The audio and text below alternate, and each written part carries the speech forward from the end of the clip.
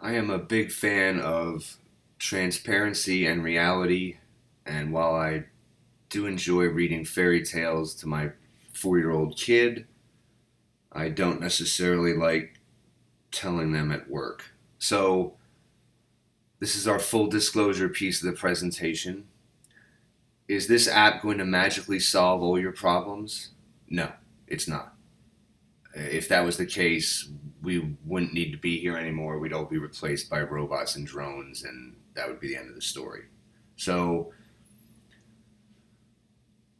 the app is not perfect, and we are not a software company. The last time I checked, we're doing a pretty good uh, job of it. Last time I checked, of making this app, but this is not our prime directive. We're doing our best, and this thing's getting better and better. But this thing is not perfect, and probably the thing that uh, we wish we could change the most is that it doesn't help with the text report yet. We've mentioned that several times.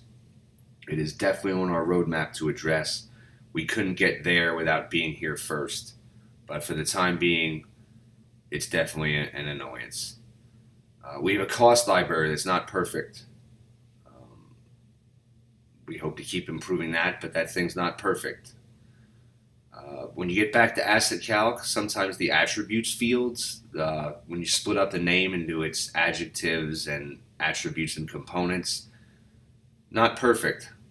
Kind of jives with our cost library not being perfect. It's getting better and better, but sometimes it's a little off. You have to deal with it.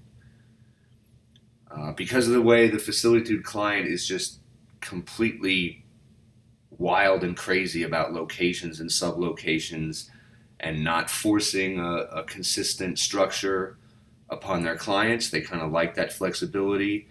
That leads to some tricky and difficult situations on our end with folders and subfolders. So just be very careful. There's nothing you can't move around in Asset Calc. We can deal with it. It's just it creates some challenges. Just be aware of them. Mentioned this also in previous videos. When you delete stuff on the app, if you push data to the app and then delete it on the app, it doesn't delete it back in Asset Calc. It's just the way it is. And we're getting your photo sequence and captions really close. The sequence is probably 90 some percent, captions 80 some percent. But back in Asset Calc home base, you will have to do a little fiddling with photos and captions to make it perfect.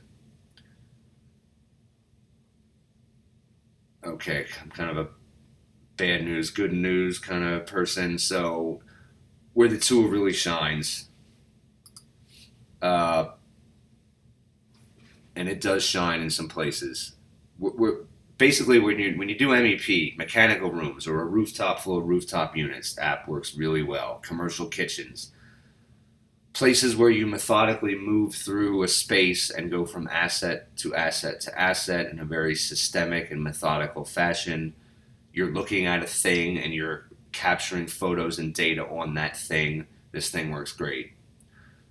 It really works well with duplicating and editing data. I couldn't help myself. I just had to put one slide of the app in here. This is kind of asset couch mode, showing you the promise of it. You get this nice big photo of a data plate that you took in the field. The field is not the best place to stand there and fight with the keyboard and enter all this information in. So asset couch mode gives you a time and a place where it is easier to enter this data. Really nice. Sticky buttons, one push of a finger zaps some of this data in, minor edits required, toggling back and forth between items. This is where the app is super cool. Keeps your data organized from a long week on the road, and I just showed you a picture of that guy. Don't be him.